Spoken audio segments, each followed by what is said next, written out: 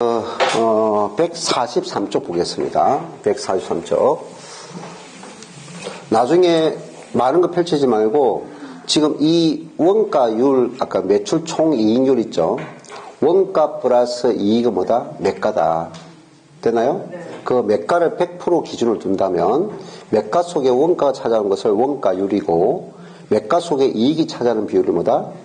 매출 총 이익률이다.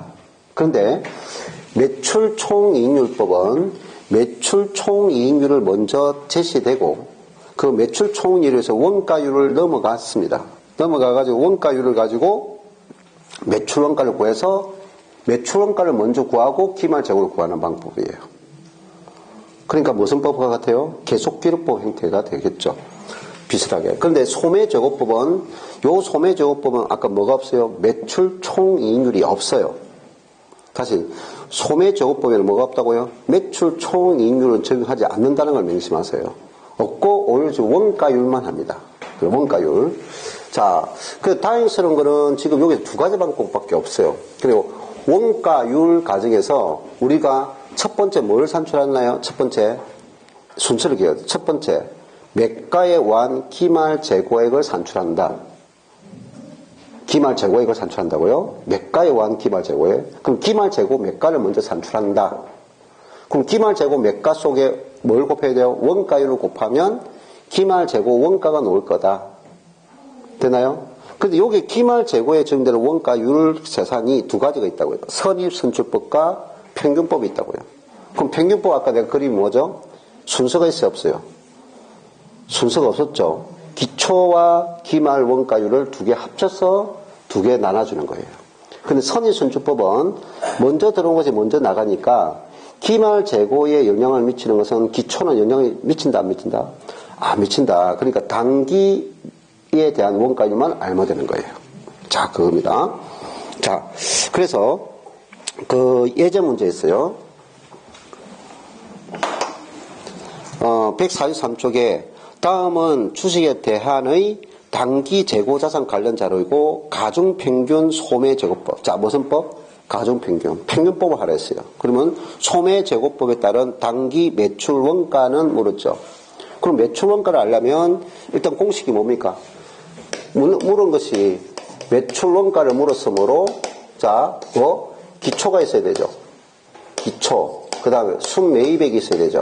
그럼 기초원가 나 있죠? 기초원가 얼마 있어요? 1,800원. 그럼 나중에 여러분 문제 풀 때 이렇게 적을 필요 없죠? 내가 설명하기 위해서 적을 뿐이지 여러분 문제집을 그대로 이용하면 되죠. 그래서 기초와 매입이 있어요. 그리고 원가 있어요. 6,400원. 그러면 단기 매입 판매 가능 원가는 이미 나 있죠? 얼마 됩니까? 8,200원 있어요. 그리고 여기서 뭐 매출 원가는 얼마입니까? 라고 물었으니까 뭘 구하면 돼요? 기말을 알면 되죠. 기말 원가를 알면 여기서 이거를 빼면 되잖아요. 빼면 뭐가 된다? 매출 원가가 산출되잖아요. 맞잖아요. 그런데 그러면 방법이 뭐냐? 이 기말 재고 원가를 알면은 이거를 산출되겠다. 그럼 이거를 구하는 방법을 가진다 말이죠.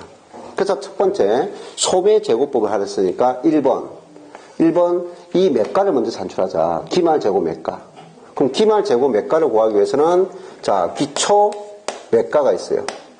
무슨 매가? 기초 매가. 그 다음 매입 매가예요. 매가라고요. 매가. 자 그럼 기초 매가가 얼마죠? 2,000원. 그 다음 매입 매가는 얼마죠? 8,000원. 됐나요? 근데 밑에 보니까 그 다음 매출 돼 있죠? 매출 돼 있잖아요. 요것도 매가. 매출 매가가 있나요? 얼마 됐나요? 6,000원. 됐나요? 자, 그럼 기말 재고 매가가 지금 얼마나 했어요? 4,000원. 됐나요? 4,000원. 자, 그러면 이것이 10,000원이고 요것도 10,000원이 돼야 되니까 6,000원에서 기말 재고 매가가 얼마? 4,000원 돼 있네요. 그럼 본 문제 1번은 이미 매가가 산출돼 있죠? 돼 있어요. 두 번째는 무슨 법을 해서? 평균법을 위해서. 됐나요? 평균법에서 뭘 구하라? 원가율을 산출해라. 됐나요? 그 원가율이란 것은 자, 뭐가 된다? 매가분에 대한 원가다. 됐나요? 매가분의 원가가 원가율이잖아요. 자, 그러면 평균법은 이 두 개를 모두 반영한다. 이 두 개를 뭐 한다고요? 모두 반영한다. 그러면 기초 매입 매가, 그러니까 기초 매가가 얼마죠? 2,000원. 그 다음 매입 매가가 얼마죠? 8,000원. 그럼 기초 원가가 얼마죠? 기초 원가가 1,800원. 매가분의 원가라니까요. 그 자료에 그대로 있어요. 그럼 기초 원가가 얼마죠? 1,800원. 플러스 매입 매가에 대한 매입 원가는 얼마죠? 6,400원. 이거는 매입 원가라고요. 6,400원. 됐나요? 그러면 이걸 줘야. 그래서 방금 이게 두 개, 매가 두 개 더하니까 얼마죠? 10,000원이고, 원가 두 개 더하니까 8,200원이잖아요. 그럼 82%죠? 82%가 원가율이네요. 그럼 이거를 세 번째, 여기서 뭡니까? 매가 있죠? 매가 4,000에다가 기말 매가 곱하기 몇 프로? 82% 하면은 이거는 기말 원가가 산출되죠? 기말 원가. 그럼 기말 원가를 산출하면 48, 32, 2408, 32,000, 3,280원이 나오겠죠. 그럼 여기다가 요거 기말 제곱매가 3,280원을 차감하면 되잖아요. 자, 답이 맞나요? 예. 얼마 나와요? 20원 오죠? 예. 그래서 4,920원. 그 답은 몇 번? 2번. 됐죠? 자, 다시 한번 가보죠. 순서를 암기해요, 순서를. 자, 첫째, 뭐 한다? 기말 제곱 매가를 구한다. 그럼 본 문제는 기말 제곱 매가가 산출돼 있더라. 두 번째가 가장 중요해요. 두 번째 무슨 법? 평균법에 의한 원가율을 산출해야 된다. 평균법이라는 것은 어디에, 지금 이 원가율, 어디에 적용될 원가율이다? 머릿속에, 어디에 적용될 원가율이다? 기말에 적용될 원가율이라는 거죠. 그러면 기초와 매입 중에서 둘 다 합쳐서 영향을 줬죠. 근데 둘 다 반영하더라. 기초 원가율과 단기 원가율을 모두 반영하더라. 다시 무슨 이유일까요? 기초 원가율과 단기 원가율을 모두 반영하더라. 그래서 모두 반영하니까 82%더라. 그래서 기말 재고 매가에다가 원가율을 곱하면 기말 재고 원가가 산출되더라. 그럼 기말 재고 원가니까 이건 매가로 한 거고, 판매 가능 원가에서 기말 재고 원가를 빼면 매출 원가가 산출되더라. 이렇게 순서는 딱 정해져 있어요. 이 FM은 정해져 있어요. 다른 방법 틀린 게 아니에요. 나중에 뭐만 달라지느냐면은 기초 말고요. 매입에서 순인상액, 순인하액이 나올 거예요. 그 순인상액과 순인하액이 있을 때 원가법이 있고 저가법이 있어요. 무슨 법? 원가법과 저가법이 있어요. 저가법 들어봤나요? 원가법 들어봤나요? 저가법은 무엇을? 기말 재고 원가가 뭡니까? 낮게 해야 돼요. 뭐라고요? 저가법. 낮게. 자, 그러면 우리가 원가율이 기말 재고에 원가율이 높으면 높을수록 기말 재고 원가는 높아지겠죠. 됐나요? 그러면 매가에 원가율이 낮으면 기말 재고 원가는 낮아지겠죠. 됐나요? 그러면 우리가 분모분자 논리에서 방금 이것을 기말 재고 원가를 낮추려면 이거는 변함없어요. 매가는 고정되어 있는데 이거는 바뀌지 않는다고요. 그러면 이 기말 재고 원가를 조정할 수 있는 거는 뭡니까? 매가는 고정되어 있는 거고 이거를 낮춰야 된다면 이 원가율을 낮추면 뭐 됩니까? 이것도 낮아지겠죠. 다시 한 번 더 할까요? 우리가 기말 재고 원가를 낮추고 싶다. 근데 매가는 이미 고정돼서 변하지 않는다. 그러면 이거를 낮추려면 원가율을 낮추면 뭐다? 이것도 낮아지겠죠. 비율이 낮아지면 이게 낮아지겠죠. 그럼 원가율 산정은 매가분에 대한 원가잖아요. 됐나요? 그럼 또 원가는 변하지 않는다. 또 원가도 변하지 않는다.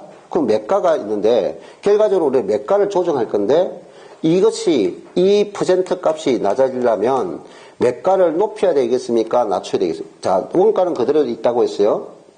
자, 원가는 고정된 값이라 했어요. 그럼 매가를 줬는데 매가 금액이 뭡니까? 높아질수록 이것은 낮아지겠죠. 자, 결론 났어요. 자, 그러면 결과적으로 원래 매가적인 문제는 여기서 플러스 되는 매가가 있어요. 순인상액이에요. 순인상액은 매가를 뭐합니까? 높이는 거예요. 됐나요? 그러면 마이너스 있어요. 순인하액이 있어요. 순인하액은 이거를 뭐다? 낮추는 거예요. 아, 그러면 만약에 문제에서 저가법을 하세요 하면은 원가법을 하세요 하면은 이 두 개를 모두 반영하면 되는 거예요. 자, 원가법은 뭐라고요? 순인상액과 순인하액을 모두 반영해서 조정해 주세요. 근데 자, 무슨 법을 한다면 저가법을 한다면 매가를 높여야 되잖아요. 그럼 문제에서 순인하액이 있으면 순인하액이 있어도 조정하지 말고 뭐만 반영해라? 순인상액만 반영해라. 이게 무슨 법이다? 저가법이라고요. 자, 원가법은 뭐라고요? 모두 다 반영해라. 그래서 기본 논리는 설명했고요. 지금 여기는 순인상액과 순인하액 제시가 안 됐잖아요. 근데 만약에 순인상액과 순인하액이 있을 때는 그것이 원가법이냐 저가법이 있어요. 저가법을 하려면 뭐라고요? 네, 순인하액 논리 정했죠. 원가율을 낮춰야 되므로 원가를 낮추면 매가를 높여야 된다고요. 인상액은 높이는 것이니까 반영해야 돼요. 그러니까 어떤 법을 하든 인상액은 무조건 반영한다 안 한다? 원가법이든 저가법이든 인상액은 무조건 반영되죠. 네. 그럼 인하액을 반영할 거냐 안 할 거냐 이 차이점이에요. 그럼 인하액은 뭐다? 매가를 낮추므로 매가를 낮추면 원가율이 더 높으므로 있어도 반영하지 마라 하는 것이 저가법이라고요. 자, 그러니까 기본 이 방식은 딱 같은데 이론이 명확하게 그것만 계속 인지되면 공식은 이미 딱 정해진 거예요. 자, 넘어갑니다. 그 다음 144쪽 가죠. 144쪽 가면 제 5절 부분에 수량 부족과 저가평가라고 있는데요. 방금 뭐냐? 저가평가라고 있죠. 저가평가. 자, 꼭 1번이 재고자산 수량 부족에서 재고자산 감모 손실 있죠. 자, 우리는 현행 국제 기준에서는 아까 우리가 뭡니까? 수량을 파악하는 방법이 매입과 매출 시마다 장부상에 기록해서 파는 방법이 뭐죠? 계속 기록법이죠. 장부에 기록하는 것. 그리고 장부에 그때그때마다 계산하지 않고 언제? 기말에 가서 수량을 파악하는 방법이 뭐사? 실지재고조사법이에요. 그러면 우리는 장부상의 계산 수량과 그다음 실지재고 창고에서 직접 눈으로 확인 수량은 뭐냐? 같아야 되잖아요. 네. 같아야 되는데 그것이 뭐한다? 불일치하더라는 거죠. 뭐한다? 불일치하더라는 거죠. 불일치. 그럼 불일치할 때는 그대로 둔 것이 아니라 뭔가 조정을 해줘야 돼요. 조정을. 다시 뭐 한다고요? 뭔가 조정을 해줘야 돼요. 조정을. 자, 그러면 우리가 먼저 봅시다. 만약에 기말 재고 자산이 있다면 이 재고 자산은 우리는 재고 자산은 판매를 목적으로 한 물건이죠. 그럼 판매가 이루어지기 전에 판매되기 전에 기말 재고는 어디 속에 있었나요? 기초 매입 원가와 이제 내가 여러분이 기초 재고 원가를 안 적습니다. 기초 매입 원가는 어디서 가져온 거예요? 앞에서. 앞에 해여서 판매되지 못하고 넘어온 매입이라고요. 근데 기초 재고 원가는 기초 매입 원가라고요. 앞 기간에서 매입해서 가져온 거래. 판매되지 못하고. 이해됐나요? 그 다음에 단기 매입 원가가 있어요. 됐나요? 요 두 개 금액 중에서 기말 재고가 있다고요. 됐나요? 그러면 이것이 처음에 이 매입은 비용으로 되어 있는데 기초 매입은 비용 안 된 거 여기 잡아줬죠. 됐나요? 그럼 이제 비용 처리되어 있어요, 없어요? 매입으로 비용 처리되어 있어요. 그런데 기말 재고는 이제 단기에 판매됐어, 안 됐어요? 판매가 이루어지지 못했죠. 그럼 이 판매가 이루어진 거지 못해 장부상에는 뭐가 돼 있다? 비용 처리돼 있죠. 이 두 개가 매입으로 비용 처리돼 있어요. 그러니까 판매되지 못한 만큼은 회계 처리가 뭐 한다고요? 매입으로 잡힌 만큼을 비용을 소멸시켜 줘야 돼요. 됐나요? 소멸시켜 줘야 돼요. 그리고 그만큼은 장부상에 뭐 돼? 재고로 남아야 돼요. 그래서 여기 재고, 그만큼 재고 자산 처리를 한다고요. 됐나요? 그러면 첫 번째 이렇게 회계 처리는 뭘 보고 하느냐? 장부를 보고 한다고요. 어디상에? 장부상의 재고액을 보고 한다고요. 장부액을 가지고 한다고요. 장부계획. 이해됐나요? 근데 창고에 들어갔더니 실제 창고상의 수량보다 실제 수량이 부족할 수 있어요. 됐나요? 그러면 그 부족한 이유는 뭐가 되냐? 요렇게 처음에 했는데, 장부로 처리했는데, 자, 장부 수량이 있고요. 장부 수량이 100개 곱하기 100원이었어요. 그러면 얼마죠? 10,000원이잖아요. 그럼 처음에 얼마 됐다? 10,000원? 10,000원이 기록되어 있을 거라고요.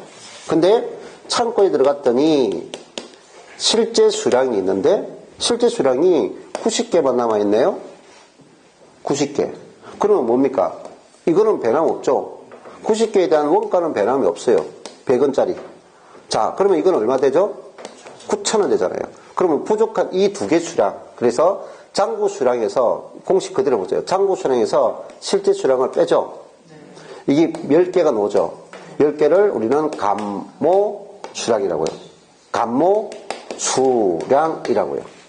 됐나요? 그 감모 수량에는 뭘 곱한다? 원가를 곱한다는 것을 알 수 있고요. 그 원가를 곱하니까 장부 재고액에서 뭐 실제 재고를 빼죠. 이 두 개 빼죠. 자, 이걸 수량을 빼는 건 감모 수량을 계산하세요 하면 수량과 수량을 비교하면 되고, 금액과 금액이 있으면 금액에서 금액을 빼면 똑같은 결과가 나오잖아요. 얼마? 1,000원. 이걸 감모 손실액이라고요. 자, 이게 뭐라고요? 감모 손실액이다. 근데 이제 감모라는 것은 결과적으로 뭐다? 수량의 차이다 이 말이에요. 장부 수량과 실제 수량의 차이가 감모 손실액이다. 수량을 부족으로 있는 거. 여기까지는 이해했나요? 네. 그러면 지금 장부상의 금액은 10,000원보다 실제가 처음에는 장부상이 10,000원 적었지만 그대로 조정하지 않고 있으면 재고가 10,000원이 되잖아요.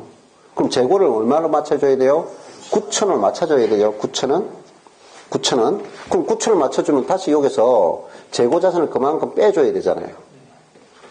10,000원이 되어 있는 것을 재고 자산을 그대로 얼마만큼 9,000원이 되게 맞추려면 1,000원.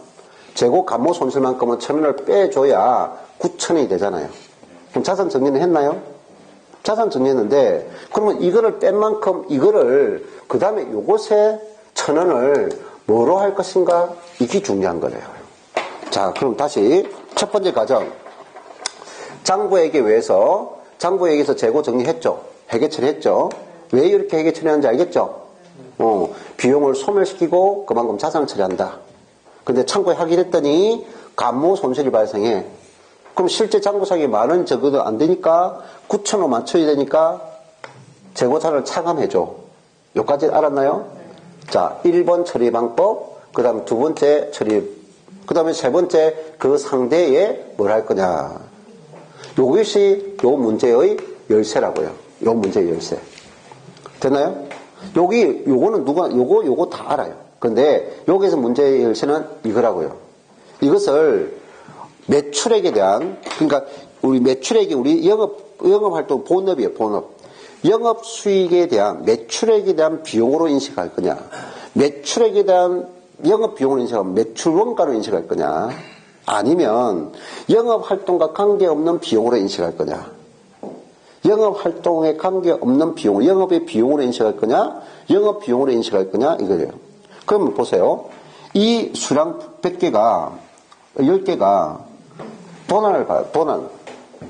그럼 도난을 당했어요. 그럼 도난 물건은 판매돼서 안 됐어요. 판매가 이루어지지 않았죠? 그럼 판매가 이루어지지 않았으니까 이거는 매출원가라는 비용을 잡으면 돼요, 안 돼요? 매입이라 잡아주면 그게 매출원가예요. 그래서 그럼 매출원가를 잡으면 안 되고 그는 영업 외 비용 처리해야 돼요. 그러면 재고, 자산, 감모, 손실이라는 영업 외 비용 계정을 처리해야 돼요. 근데 만약에 10개가 판매가 이루어졌어요. 판매는 되는데 그럼 판매가 됐다는 건 창고에서 물건도 직접 나갔죠. 그러면 영업부에서는 돈을 받았죠. 수익 들어왔죠. 근데 창고에서 나갈 때 누락을 했어요. 뭐 했다고요? 누락을 했어요. 누락. 물건은 판매됐는데 잔고 처리에서 뭔가 오차가 생겼다고요. 오류가. 판매는 되었는데 잔고상에서 뭔가 오류가 발생했다고요. 그럼 비용으로 인식해야 돼야 안 해서요? 인식을 해줘야 된다 이 말이에요. 잔고상에. 그때 그래서 이것을 뭐로 처리할 것이냐 이거 문제예요. 자 봅니다. 자 워이 보세요. 재고자산을 분실, 도난, 파손 혹은 정발 등으로 인하여 계속 기록법에 의하여 산정된 기말 재고 수량과 창고에 보관되어 있는 실제 수량의 차이가 발생한다. 뭐와 무엇이 발생한다고요? 장부 수량과 실제 수량의 차이. 장부 수량과 실제 수량의 차이. 됐죠? 그게 뭐다? 감모 수량이다. 자, 그 다음에 실제 수량이 장부 수량보다 부족한 경우에 동수량 부족액에 대한 취득원가는 단기 비용으로 인식해야 된다. 자, 수량 부족에 대한 취득원가는 뭐 한다고요? 단기 비용으로 인식해야 된다. 따라서 수량 부족에 대한 취득원가는 재고자산 감모 손실로 발생한 기간의 비용으로 인식하고 금액을 재고자산에서 뭐 한다? 직접 차감하더라. 직접 뭐 한다고요? 차감하더라. 자, 그 밑에 우리 보세요. 한국채택국제기준 봅시다. 한국채택국제기준에서는 감모 손실과 관련된 비용 구분에 관한 언급이 없으나 줄 거세요.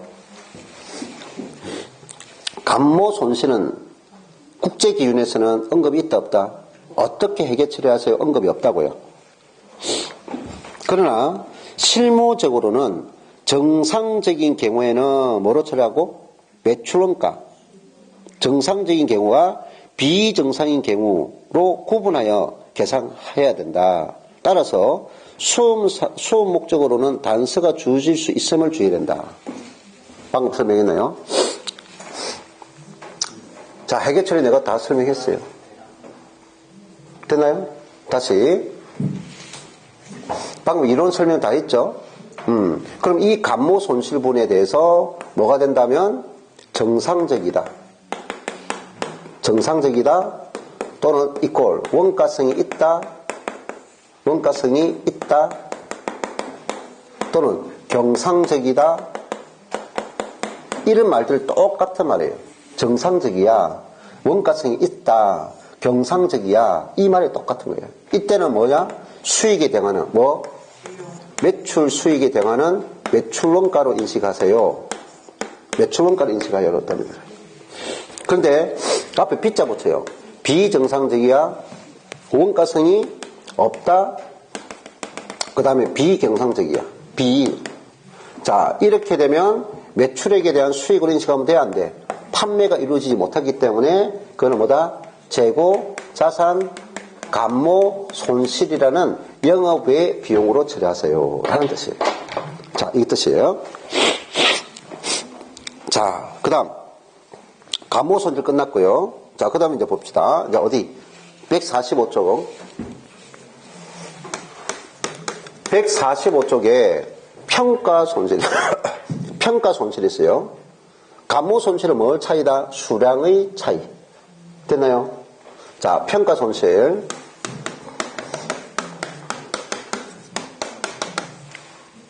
자, 기말 재고가 있습니다. 재고. 그러니까 이론을 먼저 정리하는 게 가장 중요해요. 자, 기말 재고는 원래 어디 잡혀 있다? 기초 매입원가와 단기 매입원가로서 비용 처리되어 있었다. 그럼 기말 재고 남은 만큼은 판매되지 못했다. 수익이 발생하지 못했다. 그럼 일단 그만큼은 비용 처리하면 안 되죠.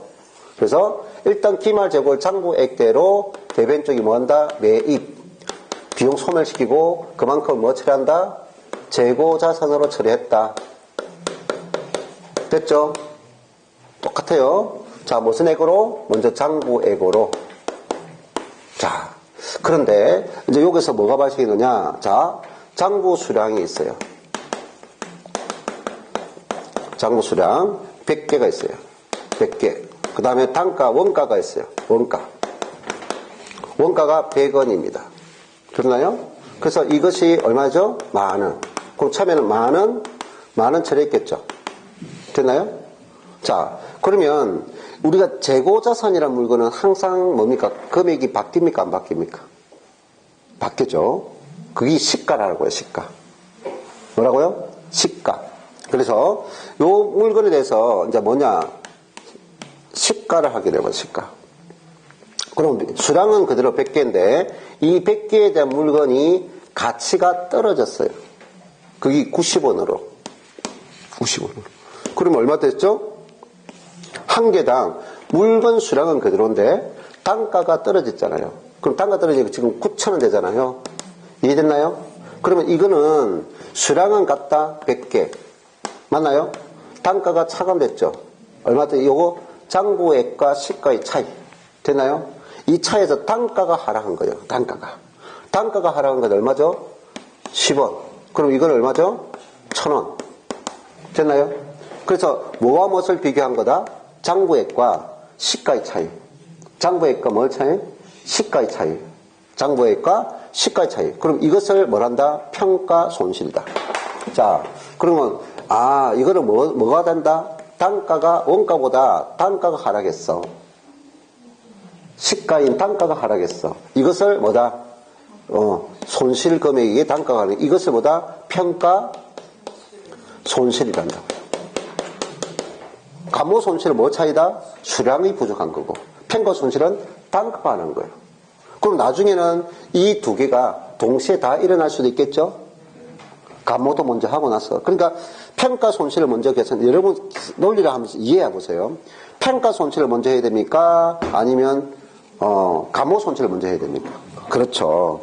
평가는 것은 현재 남아있는 것에 대해서 단가를 확인하는 거죠. 없는 물건을 평가할 필요 없죠. 그래서 항상 우리가 장부액과 뭘 먼저 비교한다? 실제 수량을 비교해서 감모 손실을 먼저 계산하고 그 다음에 뭐다? 단가, 평가 손실이에요. 됐죠? 자, 역시 갑니다. 145쪽에 1번, 가로 1번 재고자산의 적가평가입니다. 재무상태표상 재고자산은 적가법으로 평가한다. 줄 거세요. 그래서 이 기준을 알고 있어요. 적가법. 적가법은 적가법까지 이걸 계속 설명하면 상당히 힘든데요. 이렇게 생각하면 돼요.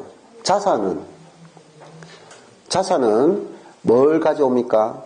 자산은 운영 원천이죠. 자산이 증가되면 우리가 기업의 최종 결과가 이익이 발생합니다. 자산이 감소하면 이익이 줄어듭니다. 그러면 우리는 이 회계를 하는 여러 가지 목적이 있어요. 회계 사무 처리, 회계 처리를 하는 여러 가지 목적 중에서 최종 결과 중에서 우리는 기업체는 국가에 뭘 내야 돼요? 세금을 내야 돼요. 근데 처리 방법이 A 처리 방법과 B 처리 방법이 있는데 A 처리 방법 하면 이익이 많이 계산되고 B 처리 방법은 이익이 적게 계산돼. 근데 이미 가지고 있는 돈은 똑같은데 장부상으로 이익이 많이 되고 적게 된다면 다시 보세요. 내가 가진 돈은 그대로야. 그러실 때도 그대로인데 장부상의 회계 처리상으로 이익이 많이 될 수도 있고 이익이 적게 계산돼. 그럼 우리 뭐 하고 싶어요? 많이 주고 싶어요? 적게 싶어요?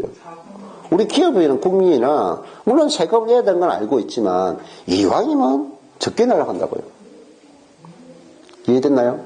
이거를 뭐냐? 우리가 일명 보수주의다 이렇게 해요. 무슨 주의? 보수주의. 그 보수주의 방법 중에서 우리는 이 평가 방법이 원가법이 있고 적가법이라는 거 있어요. 원가법, 적가법. 됐나요? 원가법과 뭐가 있다고요? 적가법. 그 다음에 시가법도 있어요. 시가법, 원가법, 적가법, 시가법이 있는데 우리는 지금 원칙을 뭘 두고 있다? 재무상태표에 되는 자산들은 기말 재고자산을 낮게 잡으면 그만큼 자산이 적게 잡히죠.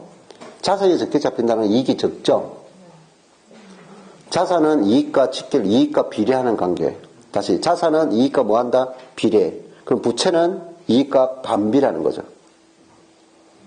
비용은 이익과 뭐한다? 비례.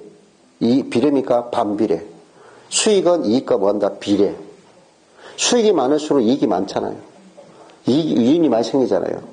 비용은 그대로인데 수익이 많이 생긴다. 이익이 많이 생기잖아요. 수익은 고정되어 있는데 비용이 많이 생긴다. 이익이 적어지잖아요. 이해됐나요? 자산은 이익과 비례 관계, 부채는 이익의 반비례 관계, 비용은 이익의 반비례, 수익은 이익의 비례. 됐나요? 그래서 자산은 될 수 있으면 부채는 잘 안 물어요. 그러니까 우리는 그래서 자산 회계가 시험에 많이 나오는 이유가 그래요. 가지고 있는 물건에 어떻게 처리하는 거죠. 자산은 저가주의. 자, 줄 끝나요? 그러면 저가법은 재고자산의 취득원가와 순실현 가능가치, 밑으로 보세요. 순실현 가능가치, 이걸 시가라고 합니다. 그래서 문제에서 옛날에 우리 여러 개 나왔어요. 기출문제에서 재고자산의 시가 정의로서 틀리게 설명한 것을 나왔어요. 재고자산의 시가는 판매 가능한 물건을 두서 순실현 가능 가치를 말한다. 순실현 가치가 뭐다? 시가다. 시가다. 그러면 비교해서 무슨 금액을 해라? 낮은 가액으로 하세요. 무슨 가액으로 해라? 낮은 가액으로 하세요. 그게 뭐다? 저가법이다 하는 거죠. 그럼 시가가 원가보다 높을 때는 평가한다 안 한다? 평가 안 한다. 평가 이익은 계산하지 말고 저가법은 시가가 높을 때 평가 이익은 계산하지 말고 시가가 낮을 때만 평가해라 이 뜻입니다. 결론. 높을 때는 둘 중에 낮은 거. 자 보세요. 내가 계속 하냐. 장부상에 지금 이게 원가가 취득 원가거든요. 원가는 어디 기록되어 있는 거야? 장부상에 이미 기록되어 있죠. 장부상에 기록되어 있고 그러면 이 시가는 뭡니까? 지금 확인한 거죠. 확인했단 말이야. 아직 장부상에 기록된 금액이 아니죠. 확인했어. 그럼 차이가 됐으니까 장부를 9,000원 만들어줘야 되죠. 낮았으니까 이거만큼 빼줘야 된다고요. 근데 이것이 만약에 110원 되면은 10원 올랐죠. 올랐을 때는 평가 이익은 인식한다 안 한다? 평가 이익을 인식하면 장부상에 자산이 더 많이 잡히잖아요. 인식하지 마라. 그래서 낮은 금액을 기록하는 거다 하는 거죠. 오케이? 그 말은 뭐 방금 낮은 금액 한다는 것은 뭐다? 평가 이익은 인식한다 안 한다? 안 하고 평가 손실만 인식하라는 뜻입니다. 자, 그 다음 밑에 저가 평가에 따르면 순실현 가능 가치가 취득원가 이하로 하락한 경우에는 평가 손실로 인식하고 순실현 가능 가치 취득원가 이상으로 상승한 경우는 평가 이익을 인식하지 않는다라고 있고요. 따라서 저가법은 무슨 주의? 보수주의가 적용된 예라고 할 수 있다. 줄 긋고 저가법은 무슨 주의? 보수주의. 보수주의 아닙니까? 보수주의. 나에게 이익이 되면 좋고 남에게 이익이 되면 안 좋은가? 이거 보수주의. 자기 거. 다음의 경우는 재고자산 원가가 해소되기 어려울 수 있으므로 저가평가에 대한 재고자산 평가 손실이 발생할 수 있다. 물리적 손상, 그 다음 완전 또는 부분적 진부와 판매 가격이 하락, 완성하거나 판매하는 필요한 원가의 상승, 그 다음에 가로 2번 갑니다. 순실현 가능 가치 결정 있는데요. 자, 순실현 가능 가치는 정상적인 영업 과정에서 재고자산을 판매를 통해 실현할 것으로 기대되는 순 매각 금액을 말한다. 자, 앞에 줄 거세요. 정상적인 영업 과정. 자, 됐고요. 순 매각 금액을 말한다. 그 표의 공식 보세요. 순실현 가능 가치라는데 예상 판매 가격에서 예상 추가 완성 원가 및 판매 비용. 우리가 앞에는 다 아는데 뒤에를 여러분이 실수를 많이 해요. 예상 추가 완성 원가, 추가 원가 및 판매 비용입니다. 판매 비용. 자, 밑에 지시 표시한 게 있어요. 원재료예요. 원재료의 현행 대체 원가는 순실현 가능 가치에 대한 최선의 측정지가 될 수 있다. 자, 뭐가 되나요? 할 때 우리가 시가적인 문제가요. 시가적인 문제가 되는데 내가 판매되는 물건이면 총 판매 가능 가치에서 추정 비용을 빼주는 거고 그 다음에 여기서 내가 완성된 물건이 있어요. 완성. 무슨 물건이 있다? 제품을 만들어서 파는 물건이 있어요. 그것도 마찬가지 똑같다는 거예요. 그리고 원재료는 뭡니까? 아직 완성품이 안 돼요. 원재료는 제품을 만들기 위해서 들어간 물건이에요. 아직 공정 중에 있는 거예요. 그래서 우리가 대체원가 이렇게 말해요. 대체원가. 자, 일단 요거는 몰라야 돼요. 그 다음에 순실현 가능 가치는 정상적인 영업 과정에서 재고자산 판매를 통해 실현할 것으로 기대는 순매가 간다. 공정 가치는 측정일에 재고자산이 주된 시장에서 시장 참여자 사이에 일어날 수 있는 그 재고자산을 판매하는 정상적인 거래 가격을 반영한다. 전자는 기업 특유 가치이지만 후자는 그러하지 않아. 따라서 재고자산의 순실현 가치는 줄 거세요. 순공정 가치와 일치하지 않을 수 있다.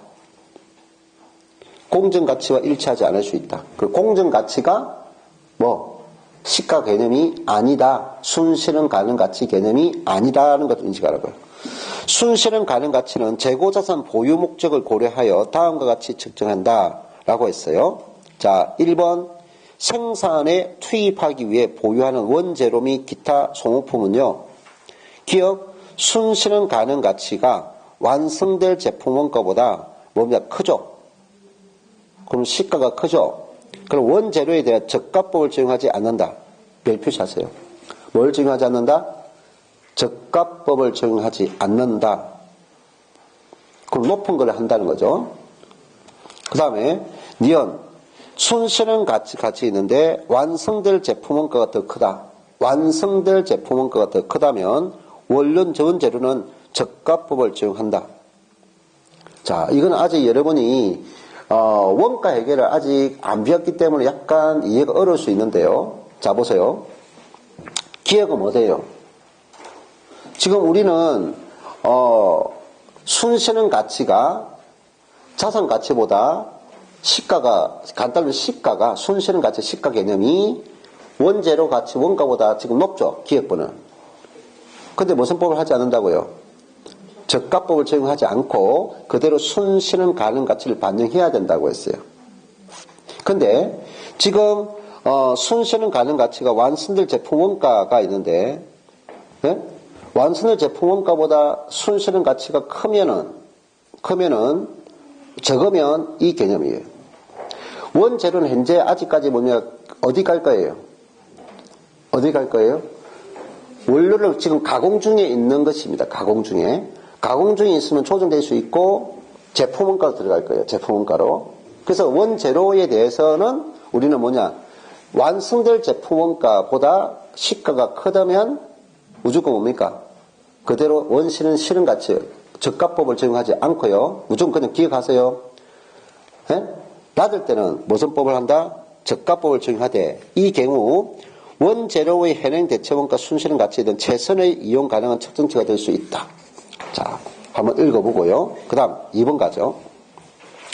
146쪽에 확정 판매 계약 또는 용역 계약에 이행하기 위한 보유자산. 이거는 지금 잘 안 해도 돼요. 이건 거의 안 나오니까. 근데 앞에 1번은 시험에 나오니까 잘 알아둬야 돼요.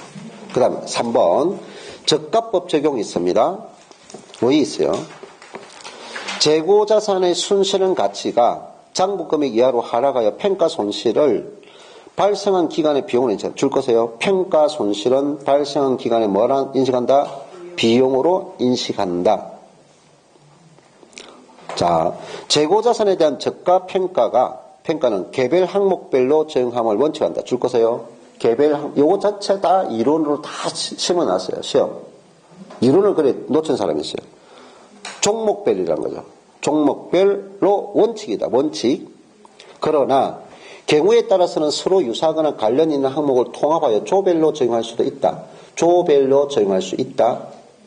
있으나 전체 재고자산의 취득원가와 합계와 순실현 가능 가치 합계를 비교하여 총액 기준은 한국채택 기준에 하여서 허용되지 않는다. 자, 총액 기준은 X. 총액 기준은 한국채택 기준에서는 적용하지 않는다. 자, 그러면 저가법을 외워서 평가할 때는 기본적으로 뭘 한다고요? 종목별 기준이 뭐 한다? 원칙이다. 자, 이거는 그럼 무엇을 뜻일까요? 종목별 기준의 평가와 그럼 총액 기준 평가는 어떤 차이점이 있을까요? 자, 한번 보세요. 총액 기준이 더 보수주의겠습니까? 아니면 자, 보수주의라는 것은 아까 저가법이라는 것은 재고자산을 높게 산출하는 겁니까? 낮게 산출하는 겁니까? 재고자산을 낮게 산출하는 겁니다.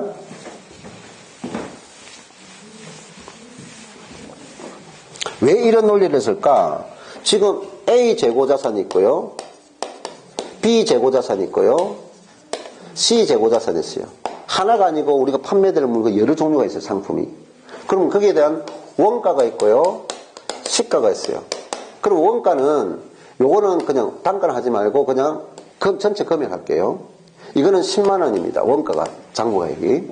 근데 이거를 순실현 가능 가치로 계산해 보니까 이 금액이 8만 원이에요. 자, 그러면 재고자산은 재무상태표상에 재고자산을 얼마로 기록할까요? 얼마로 기록해야 될까요? 두 금액보다 낮은 것이 뭐예요? 8만 원이잖아요. 8만 원. 그럼 A 자산을 재고자산 기록하는 방법은 8만 원 기록할 거라고요. 됐나요? 자, B는 30만 원입니다. 원가가. 그런데 시가가 얼마 되느냐? 32만 원이에요. 자, 그러면 요거는 B는 재고자산에 얼마를 기록할까요? 두 금액 중에 낮은 거. 30만 원 있어요. 됐나요? 30만 원. 자, 그 다음, 요것이 20만 원입니다. 그럼 이것이 지금 현재 시가가 얼마 되느냐? 15만 원이에요.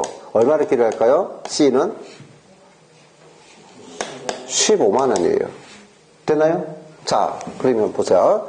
지금 우리는 무슨 법에 의한 거? 저가법을 하려고 했어요. 저가법. 지금 재고자산을 들어가는 거예요. 재고자산을 지금 종목별로 정했어요. 무슨 별로?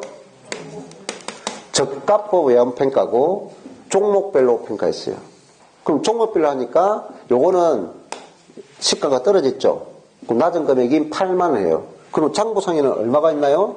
지금 10만 원 있으니까 10만 원 장부 기록되니까 8만 원을 맞추기 위해서 마이너스 2만 원 조정이 필요해요. 평가 손실 인식이 돼요. 자, 그러면 30만 원이고 32만 원이죠. 그러면 이것은 이게 더 낮죠. 그럼 우리는 저가법이니까 두 금액 중에 낮은 거 30만 원 보고하죠. 그럼 장부상이 그대로 얼마 있어요? 30만 원 있으니까 증가된 플러스 2만 원을 인식합니까? 안 합니까? 안 해요. 그 30만 원이 그대로 30만 원 보고되니까. 장부상에 30만 원 있는 건 30만 원 보고되니까 조정이 필요 없어요. 이해됐나요? 자, 그러면 20만 원 있고 15만 원이죠. 됐나요? 그럼 이것은 하락했죠. 하락했으므로 요 뭐가 15만 원 보고되죠. 낮은 거. 그러면 장부상에는 얼마 기록되어 있으니까? 20만 원. 그럼 20만 원 그대로 보고할 수 없잖아요. 15만 원 해야 되니까. 그럼 마이너스 5만 원 조정해야 돼요. 평가 손실 인식해야 돼요. 그래서 이거를 무슨 법으로 하니까? 종목별로 하니까 종목별로 해서 기록하니까 재고자산이 얼마 됩니까? 30, 40, 50, 3만 원이 기록되잖아요. 자산이 전체. 재고자산 얼마 인식된다? 53만 원 인식되고요. 그 53만 원 중에서 평가 손실 얼마 인식되고? 자, 저가법을 하니까 평가 손실이 7만 원 인식됐죠. 그럼 평가 이익은 인식한다 안 한다? 평가 이익을 인식하지 않아요. 자, 그런데 이것을 무슨 법을 하느냐? 종목별이 아니고 총액법을 한답니다. 무슨 법으로? 자, 재고자산이 장부상에 기술한 것을 총액법을 해봅시다. 총액법을 한다는 것은 원가 총액과 무슨 총액과? 원가 총액과 그다음 시가 총액을 가지고 비교하는 거예요. 자, 우리가 기초문제에서 너 이 정의 알아 하고 또 문제 낸 적이 있어요. 그래서 이 전체 금액 A, B, C의 전체 원가는 얼마야? 10만 원, 30만 원, 20만 원이니까 얼마 되죠? 60만 원이에요. 그러면 시가의 순실현 가능 가치 합계는 40만 원, 55만 원. 55만 원이죠. 이해했나요? 총액과 총액을 비교했다고요. 뭐를 비교했다? 총액과 총액을 비교해서 낮죠. 그럼 여기는 재고자산은 얼마로 기록해야 돼요? 55만원.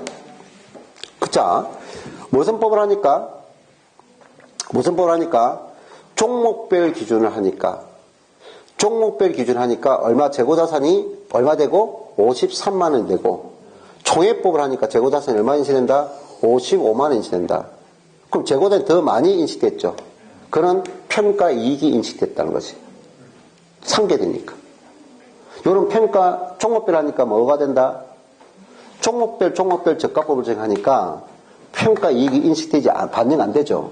그럼 종목별 하니까 전체 금액을 비교하니까 평가 이익도 일부 인식되네? 그럼 재고자산이 더 많이 계산되네? 지금 논리 설명했죠? 그러면 또 여기서는 종목별 규제하면 평가 손실 얼마 인식되는데? 7만원 인식되는데, 여기는 평가 손실 얼마 인식됩니까? 5만원 인식됩니다. 비용은 더 적게 인식되고, 자산은 더 많이 인식되죠. 그만큼 이익이, 종목별보다 총액법이 뭘 가져온다? 이익을 더 많이 발생시키죠. 일반적으로. 이것보다는 자산을 더 많이 계산하죠. 이해됐나요? 이거보다는 이것도 더 많이 계산되죠.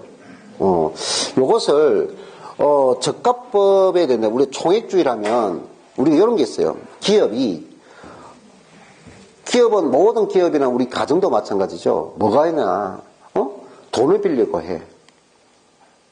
자금이 필요하다고요. 자금이 필요하면 뭡니까? 뭔가 실적을 보여줘야 되잖아요. 근데 입으로 가서 돈 빌려주세요 할 수 없고, 우리 기업의 실적이 이렇게 잘 돼 있으니까 돈을 빌려주세요. 그럼 이 방법을 한다면 종목별 기준보다 총액 기준을 한다면 뻥튀기겠죠, 뻥튀기. 똑같은 자료를 가지고 회계상의 처리만 잘못해가지고 이익을 더 많이 부풀렸잖아요. 실질적인 이익은 없는데 이익을 더 부풀렸어, 장부상에. 이거를 우리가 뭐가 될까요? 거품이 들어간 이익, 우발이익이라고 해요. 무슨 이익? 우발이익. 거짓된 이익. 이 거짓된 이익이 잡히는 것을 우리가 또 다른 말로 여러 가지 있어요. 비밀적립금이라고 해요. 무슨 적립금? 자, 실질적인 수입은 이만큼 10만원 들어왔어. 그럼 장부상이 뻥튀기 해가지고 이익을 더 많이 잡았어. 됐나요? 실제 가진 돈은 10만원 밖에 없는데 뻥튀기의 돈은 숨긴다는 거야. 실제 돈은 없는데. 그래서 이익을 뻥튀기 하는 방법이죠, 뻥튀기. 그래서 기업이 대출받을 때 장부상의 이익을 막 부풀려요. 우리가 어떤 사태입니까? 지금 조선업계 힘들지만 조선업계 어디 조선? 대우조선 있잖아요, 대우조선. 대우조선 해가지고 분식했기 때문에 난리도 아니었죠. 안 들어봤나요? 분식회계. 그리고 이걸 뻥튀기 가지고, 와, 돈이 엄청 실적이 엄청 좋은데 나중에 가면 거두고 하니까 알맹이가 없더라는 거야. 그래가지고 이익을 막 잡아가지고 누구들한테 주주들이나 다른 사장이나 보너스까지 주고 이익 주고 다 주고 났는데 실제는 돈이 없더라는 거야. 그게 끄트기야. 자, 그래서 됐고요. 일단 우리는 뭐다? 일단 총액 기준은 채택 기준 인정한다 안 한다? 안 하고 우리는 무슨 법 한다? 종목별 기준이다. 이런 알아두고요. 자, 밑에 회계 처리 갑니다. 2번 갑니다. 기업의 평가 손실 인식했어요. 현행 일반 기업회계 기준에서는 평가 손실액을 매출 원가에 포함하도록 규정하죠. 줄 거세요. 평가 손실을 어디에 기준하라고요? 매출 원가에 포함시키도록 규정하고 있으나 한국채택국제기준에서는 재고자산을 순실현 가능 가치로 감액한 평가 손실이 발생한 기간에 뭐로? 비용으로 인식한다고 언급하며 구체적인 분류 표시에 대한 언급은 없다. 그냥 비용으로 표시하라고 언급했지. 따라서 기업의 판단에 따라 분류되며 대부분 뭐로 인식한다? 매출 원가로 인식하라. 영업 비용으로 인식하라. 매출 원가로 인식하라. 됐나요? 자, 그리고, 갑니다. 그럼 분계 처리가 있는데, 시가라는 것은 지금 이제 떨어졌지만 다시 올라올 수 있어요, 없어요? 있죠. 지금 시가가 지금 떨어졌지만 다시 올라올 수 있기 때문에 아까 감모 손실은 실제로 순환한 게 없죠. 다시 감모 손실은 실제 자산 창고에 물건이 없죠. 그러면 재고자산을 아까 직접 차감했어요. 재고자산을 직접 빼버렸어요. 근데 시가라는 것은 지금 떨어졌다가 다시 올라올 수 있죠. 그래서 재고자산을 차감은 맞는데 다시 올라올 수 있기 때문에 차감적 평가 개정을 씁니다. 무슨 개정? 차감적 평가. 지금 현재는 차감 개념을 가지고 있어라. 근데 떠올릴 수 있기는 직접적인 차감을 하지 말고 차감적 평가 개정을 쓴대. 그 차감적 평가 개정을 충당금이라고 쓴다. 대변을 뭐니 했나요? 해계처리가? 재고자산이라고 바로 안 적고 평가 충당금 했죠. 됐나요? 그럼 재고자산 평가 충당금은 뭐다? 차감적 평가 개정이다. 자, 이런 것이 조금 더 어려울 수 있는데 차감적 평가 개정이란 실질적인 것을 나중에 알기 위해서 뭐 한다? 임의적으로 설정한 개정이에요. 임의적으로. 무슨 개정이라고요? 차감적 평가 개정이다. 그리고 차변에는 뭐 했어요? 재고자산 평가 손실 매출원가를 인식하라 했죠? 자, 그 다음 리언입니다. 재고자산 평가 손실 한입. 자, 그럼 뭐냐? 시가라는 것은 떨어졌다가도 다시 원래대로 회복될 수 있죠? 그래서 재고자산 평가 손실 인식 이후에 재고자산의 감액을 초래했던 사항이 해소되거나 경제 상황의 호전으로 순실한 가치가 상승한 명백한 증거가 있는 경우 최초의 장부 가액을 줄 것이요. 최초의 장부 금액을 초과하지 않는 범위에서 평가 손실을 합니다. 내가 밑줄된 부분은 자주 읽어주고 내 머리에 담아줘야 돼요. 그것을 이론이 되고 그 이론을 반영해서 문제를 묻습니다. 자, 어떤 금액을 기준한다? 최초의 장부 금액을 초과하지 않는 범위에서 뭐한다? 평가 손실을 한입하세요. 줄 거나요? 이 경우 재고자산 평가 손실 한입은 한입이 발생한 기간을 비용 처리한다. 줄 거세요? 뭐로 처리한다? 한입이 발생한 기간을 뭐 처리한다? 비용 처리한다. 비용으로 인식한 한입이 발생한 기간 비용으로 인식된 재고자산 금액을 매출원가에서 차감을 해야 됩니다. 다시 차감을 시켜줘야 됩니다. 여기 됐어요. 자, 됐습니다. 자, 이거는 나중에 이제 문제 풀면서 하면 되고, 이론을 정리가 됐습니다. 자, 148쪽 볼까요?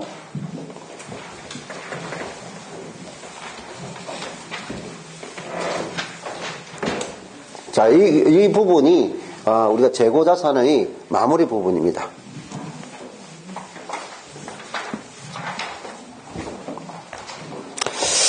자, 거기에 보면은 주식회사 한국의 기초 재고자산은 얼마고? 8만 원 돼 있고요. 단기 순매입액은 12만 원 돼 있어요. 이 두 개를 합하면 뭐죠? 판매 가능 원가가 나오죠. 그럼 기말 재고 관련 자료가 다음과 같을 때 매출 원가는 물었어요. 자, 매출 원가 산출. 자, 기초는 보세요. 매출 원가는 이제 공식됐죠. 하나, 기초. 그 다음에 매입, 순매입이죠. 이 두 개를 더하죠. 더한 값에서 뭘 뺀다? 기말. 기말을 빼면은, 이 두 개 더한 것에서 이거를 빼면은 뭐다? 매출 원가가 산출될 거잖아요. 됐나요? 이거잖아요. 자, 그리고 그러니까 지금 기초와 기말, 단기 순매입은 두 개 합하니까 이 두 개 합한 것이 얼마죠? 20만 원. 그럼 문제는 기말이죠, 기말? 기말이죠. 자, 그러면 기말 재고 관련 다음 건데 매출원가를 물었어요. 자, 가로속에 정상 감모 손실은 매출원가로 인식하세요라는 단서 줬고, 비정상 감모 손실은 기타 비용으로, 기타 비용인데 영업 비용으로, 영업비의 비용으로 있어요. 자, 그럼 장보상 재고 수량이 몇 개 있습니까? 300개 있어요. 됐나요? 그 300개가 기말 재고 단위다 원가는 200원 됐어요. 원가는 200원 됐어요. 자, 그 다음 실제 재고 수량은 몇 개 있어요? 250개 있어요. 250개. 자, 250개인데 그럼 50개가 감모가 됐죠. 50개 감모. 자, 그런데 재고자산 감모의 몇 프로는? 20%는 정상적 감모로 간주한다. 그러면 20%는 정상적 감모가 되죠. 됐나요? 자, 그러면 우리가 기말 재고를 얼마나 잡는가 문제예요. 기말 재고를. 자, 그러면 기말 재고는 첫 번째는 뭐로 잡을까요? 장부액으로 잡아요. 첫 번째는 뭐다? 장부액. 자, 첫 번째 계산할 때는 장부액으로 계산하세요. 그럼 장부를 계산하면 얼마 잡는다고 해요? 요거 300개 곱하기 2만원, 200원. 얼마죠? 6만원. 그럼 첫 번째 계산한 이것이 뭐냐? 매출원가예요. 첫 번째 기말적으로 얼마 잡아라? 매출원가 6만원 잡아요. 장부액으로. 처음에 장부액으로 잡으세요. 이해됐나요? 자, 6만원 잡았어요. 그러면 20만원에서 6만원 빼니까 얼마죠? 매출원가가 14만원이죠. 됐나요? 근데 여기 감모 손실이 50개 있죠. 50개 중에서 뭐로? 매출원가로 인식하는 게 정상적이라고요. 그럼 여기서 몇 프로를 인식한다고요? 곱하기 20%만. 그럼 20% 하면 몇 개가 되죠? 10개가 되잖아요. 10개에 대해서 곱하기 얼마? 200원. 그러면 요것에 하니까 뭐 얼마나요? 2,000원이잖아요. 그럼 2,000원을 더 비용으로 인식해줘라. 이거예요. 그럼 여기 원래 비용 처리, 장부액 비용 처리한 것을 2,000원을 더 비용으로 인식하니까 얼마죠? 14만 2천원. 얼마 된다고요? 14만 2천원. 뭔가 간단한 방법 아닌가요? 뭐 교재 보니까 뭐 그렇게 하지 말고, 자 보세요. 매출원가를 물으라 했잖아요. 뭘 물으라? 매출원가를 물으라. 그럼 매출원가는 기초원가에다가 매입원가를 더하죠. 그래서 기말 재고를 빼야 돼요. 되나요? 그럼 매출원가 산출할 때 기말 재고 빼는 건 첫 번째 뭐다?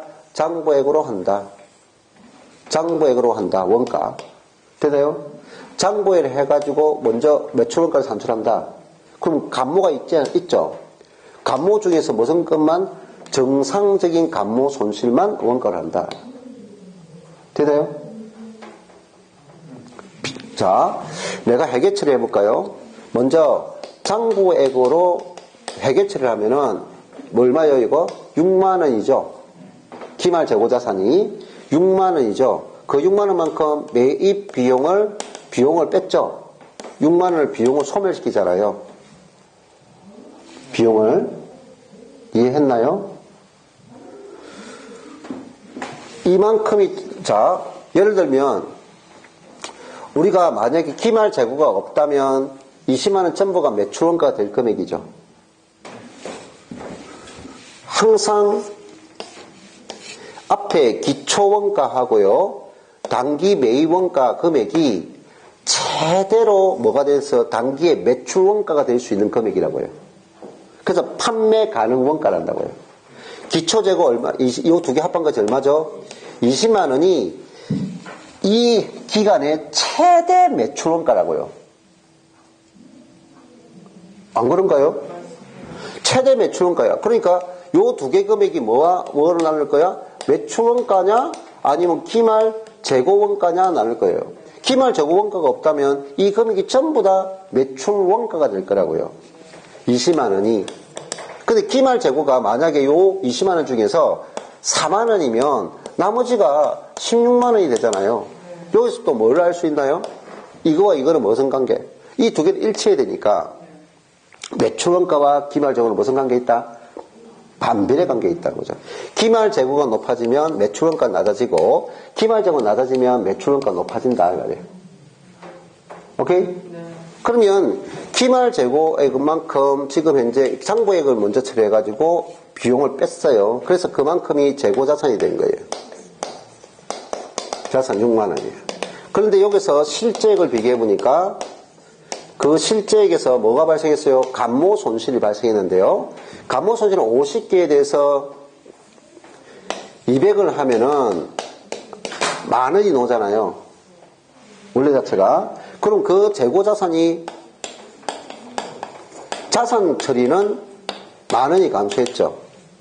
근데 이것을 요 재고자산 만원 중에서 몇 프로는 요 중에서 몇 프로는 20%는 정상적이랬고 나머지 80%는 비정상적이랬잖아요. 그럼 20%는 정상적이므로 뭐를 잡아준다? 매입, 매출원가를 더 증가시키게 된다고요. 비용 처리해 준다고요. 그것이 얼마다? 2,000원이라고요. 그럼 나머지 8,000원 있죠? 8,000원은 무슨 처리한다? 비정상이니까 감모 손실이라는 단기 비용으로 처리 바로 해준다고요. 매출원가 비용이고 이거는 비용이에요. 회계 처리는 이렇게 되는 거예요. 그럼 만약에 문제에서 어디상에 이 자료를 보고서 재무 상태 표상의 기말 재고는 뭐가 들어갑니까? 물어드리면요. 자, 답은 났어요. 재무 상태표는 자산, 부채, 자본이죠. 그러면 기말 재고를 남는다면 첫째가 원가입니다. 뭐라고요? 원가. 장부액이 들어갑니다. 장부액. 그 다음에 뭐가 된다? 실제액이 됩니다. 단 실제 수량이 부족할 때 실제액이 들어가야 돼요. 그러면 또 시가가 있다면 시가가 들어갑니다. 아까 시가가 뭐라 했어요? 순, 실현, 가치가 된다 했어요. 단 시가와 시가를 정할 때는 무슨 법만 정한다? 저가법을 정한다고요. 시가가 높을 때는 낮은 거를 들어간다고요. 그래서 재무상태표상 기말 재고를 문제에 놓아요. 잘 물어요. 재무상태표상 기말 재고는 얼마입니까? 라고 물으면 첫 번째 장부액이 들어간다. 그럼 지금 요거는 시가가 안 되어 있기 때문에 만약에 재무상태표는 장부상에는 얼마 돼? 첫 번째 장부액은 얼마였어요? 6만 원이었죠. 6만 원이었어요. 근데 실제액이 얼마였죠? 250개 곱하기 200이죠.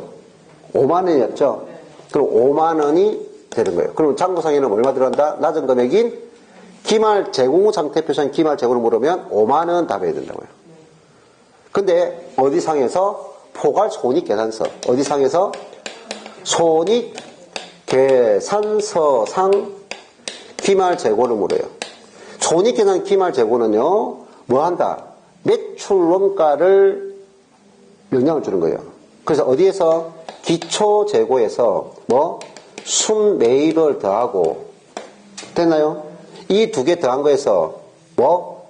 차감할 것이에요. 차감할 거. 차감해서 뭘? 매출 원가를 산출하기 위한 기말 재고예요. 자, 손익계산서의 기말 재고는 뭘 산출하기 위한 기말 재고다? 매출 원가를 산출하기 위한 기말 재고액이라고요.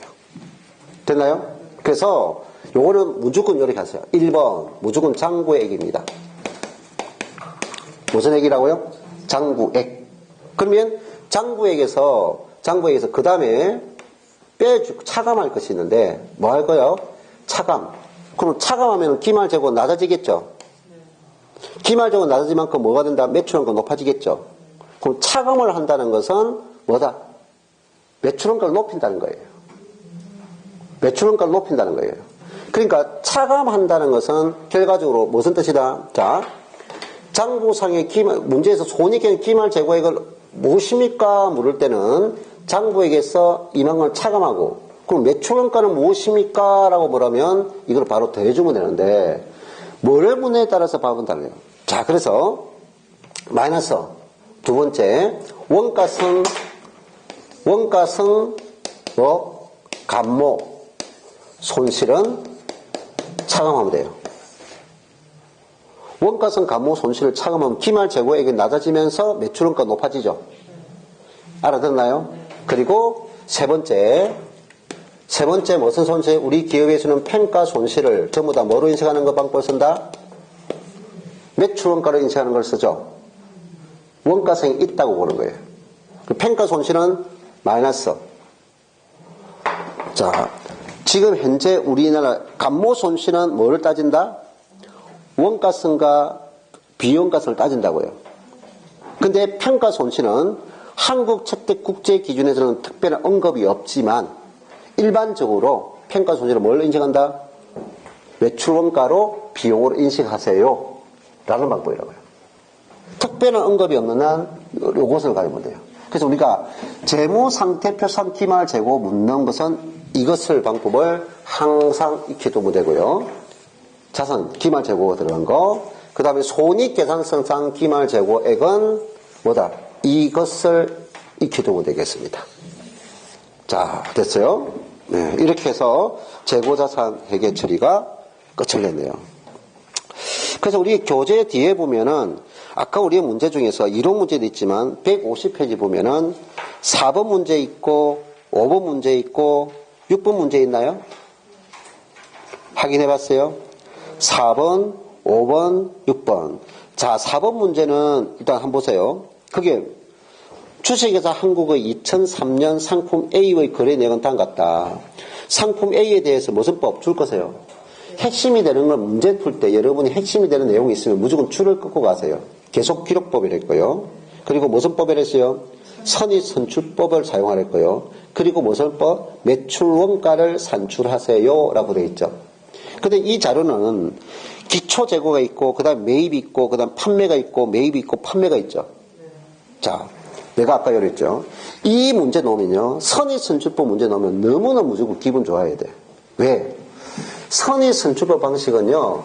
계속기록법을 방식을 해도 되고 실지재고조사법을 해도 동일한 답이 나오기 때문에 문제가 쉽다는 거예요. 자, 일단은 자, 뭘 계산하려 했어요? 매출 원가를 산출할 거예요. 자, 매출 원가를 산출할 거예요. 됐나요? 단가 적용 방법 무슨 법을 하라 했어요? 수량 파악은 계속 기록법에 의해서 수량을 파악하고요. 장부를 기록하는 방법을 하고요. 됐나요? 단가 적용은 먼저 들어온 물건을 먼저 나가는 순으로 적용하는 방법을 쓰라 했어요. 그래서 수량 파악 방법과 단가 적용 방법을 여러분 헷갈리면 안 돼. 수량 파악 방법 뭐라고요? 장부 기록하는 계속 기록법과 월말에 결산 때 직접 눈하는 실지 재고법이 있고 거기에다가 계속 기록법의 단가 적용 방법이 있고 실지 재고법의 단가 적용법이 있다. 선입선출법은 계속 기록법도 가능하고 실지 재고법도 다 가능하다고요. 됐나요? 그러면 지금 계속 기록법 선입선출법은 계속 기록법을 하나 실지 재고 똑같은 방법이므로 이것을 실지 재고 조사법을 해보겠습니다. 실지 재고 조사법. 자, 기억하세요. 실지 재고 조사법을 예를 문제 놨다. 그럼 항상 묻고자 하는 문제의 수량을 먼저 파악할 것. 1번. 자, 뭘 반장하라? 수량을 파악할 것. 두 번째, 곱합니다. 그 다음에 두 번째, 거기에 대한 정말 이론적인 단가를 정할 것. 이론적인 단가를 정할 것. 이론 단가. 자, 보세요. 그러면 매출 원가를 물었죠? 그럼 무슨 수량을 먼저 구하라고요? 매출 수량을, 판매 수량을 찾으세요. 그럼 이 기간에 판매 수량 몇 개입니까? 5월 27일. 5월 27일 몇 개? 400개와 또 9월 21일에 몇 개? 300개. 그럼 합이 몇 개입니까? 700개네요. 그럼 700개야. 수량 파악을 먼저 하라고요. 곱하기 있어요. 그럼 매출이죠. 무슨 법을 하라 했어요? 선입선출. 아, 그러니까 매출이니까 이것이 뭐다? 선입된 것이 선출 방식으로 매출되네. 이론적인 단가. 그러면 위에 순서가 언제까지 먼저 들어왔는지 적어보세요. 언제까지 먼저 들어왔어요? 1월 1일 기초재고 있죠? 순서대로. 그 다음 며칠 거 있어요? 3월 8일. 됐나요? 그 다음 며칠? 6월 16일. 이제 여기서 상기해 봅시다. 700개, 1월 1일에 몇 개예요? 200개죠? 다 들어가죠? 그럼 200개 들어가니까 곱하기 얼마? 1,000원. 됐나요? 이게 다 들어가야 돼요. 그 다음, 부족하죠? 그럼 3월 8일 날 몇 개 있어요? 300개. 그럼 이걸로 300개를 다 정해도 아직 부족하죠? 그럼 곱하기 몇 개? 1,200원. 그대로 계산해야 돼요. 자, 그 다음에 이제 500개 나갔죠? 아직 200개 남았죠? 200개는 맨 마지막에 구입한 거 300개 있잖아요. 거기에서 200개만 가져와야 되네요. 곱하기 얼마? 1,300. 되나요? 그래가지고 이것을 계산하고 더하면은 매출 원가라고요. 됐나요? 실질제고법 뭐 한다? 수량을 먼저 파악하고 그걸 이론을 그대로 한다. 선의 순출이니까 먼저 들어온 순대로 나가게 기록하면 된다. 적용 수량. 그래서 요건 얼마죠? 20만 원. 요거는 36만 원. 맞죠? 그럼 요거는 다 나간 게 아니죠. 200개가 나왔으니까. 이게 1,300원입니까? 네. 그럼 26만 원. 되나요? 그럼 다 더하면 되죠. 그럼 82만 원이 되겠죠. 이해했어요? 요것이 선의순. 자, 그 다음에 5번은요, 둘 다 나중에 여러분 이제 문제 풀 때는 5번 문제와 6번 문제 이 두 개만 반복하세요. 이제 요거 4번을 반복하지 않아도 돼요. 그럼 5번 문제는 다 복합적이 있으니까. 지금 똑같은데요. 만약에, 자, 보세요. 이것을 가지고 지금 5번 문제 그대로 묻기 때문에 만약에 이 문제에서 실질재고조사법이든 계속기록법이든 선의순출법 물었어. 자, 그런데 이 자료를 가지고 뭘 구하세요? 할 때, 기말, 재고, 자산을 물었어요. 그럼 뭘 먼저 하라? 실질재고법은 수량을 판정하라. 그럼 기말, 재고, 수량을 먼저 파악하세요. 기말, 재고, 수량은 빨리 파악할 때, 자, 1월 1일 날에 몇 개입니까? 기초재고 200개 있었죠? 200개 있었잖아요. 그 다음에 매입이 300이 있었잖아요. 그 다음 매입이 얼마 있었죠? 그 다음 판매가 중간에 400개 나갔죠? 그 다음에 매입이 또 얼마 있어요? 700개 들어왔고요. 그 다음에 또 판매가 300개 이루어졌잖아요. 자, 그럼 계산하면 되죠. 전체 들어온 것이 얼마? 1200개에서 나간 것이 700이므로 빼면은 남은 재고가 남죠. 재고 수량은 그래서 500개네요. 그러면 내가 뭐냐? 실재고 수량을 먼저 파악했죠. 그 다음에 곱하기 뭐? 이론을 단가 정하라 했죠. 그러면 이론 단가는 보선법의 선입, 선출이야. 그러면 선입된 것이 먼저 나가는 것이요. 하는 거죠. 판매가 먼저 나간 거예요. 그러면 재고를 물었죠. 지금 재고를 물었기 때문에 이걸 뭐다? 후입 재고네요. 됐나요? 그러면 이거는 순서인지 들어온 순서인 중에서 어느 가장 뒤에 들어온 거 후입. 가장 뒤에 들어온 거 뭐야? 6월 16일 그 다음에 3월 8일 그 다음 1월 1일 순으로 되잖아요. 이해됐나요? 그 선입순출법을 물을 때 매출원가를 산출하세요. 그럼 먼저 들어온 것을 먼저 나가는 순서로 수량이 정하면 되고, 선입순출 기말 재고를 물으면 수량에다가 정할 때 뒤에 들어온 것이 남아야 되잖아요. 후입 재고니까. 뒤에 들어온, 그럼 뒤에 500개 정할 때 뒤에 들어온 거 몇 개가 됩니까? 300개 곱하기 몇 개? 1,300원이고. 그럼 아직 200개 부족하죠? 그럼 앞에 들어온 게 몇 개예요? 앞에 들어온 것이 300개 중에 200개 다 들어가죠? 곱하기 얼마? 1,200원. 이렇게 되는 거예요. 아시겠나요? 그래서 이 방법은 어려운 것이 아니라요. 여러분이 학습이 필요한 거예요. 학습이 필요한 거예요. 그래서 다음에 또 문제 풀 때 요걸 좀 더 익혀보도록 하고요. 오늘 이렇게 해서 재고자산 회계 처리까지 했습니다. 자, 다음에 오면요, 유형자산인데, 이 유형자산도 출제 빈도가 가장 많은 거죠. 무형자산하고, 무형자산은 우리가 거의 출제 빈도가 적어요. 그리고 재고자산, 그 다음 유형자산이 출제 빈도가 가장 많습니다. 그래서 유형자산하고 무형자산은 그대로 좀 넘어갈 거고요. 오늘 유형자산 할 거고, 그 다음에 뭐냐면은, 금융자산 들어갈 거예요. 금융자산이 출제 빈도가 꽤 높아요. 그래서 유형자산 다음에 뭐 한다? 금융자산 들어갈 거다 하는 거죠. 오늘 여기까지 하겠습니다. 수고 많았습니다. 네.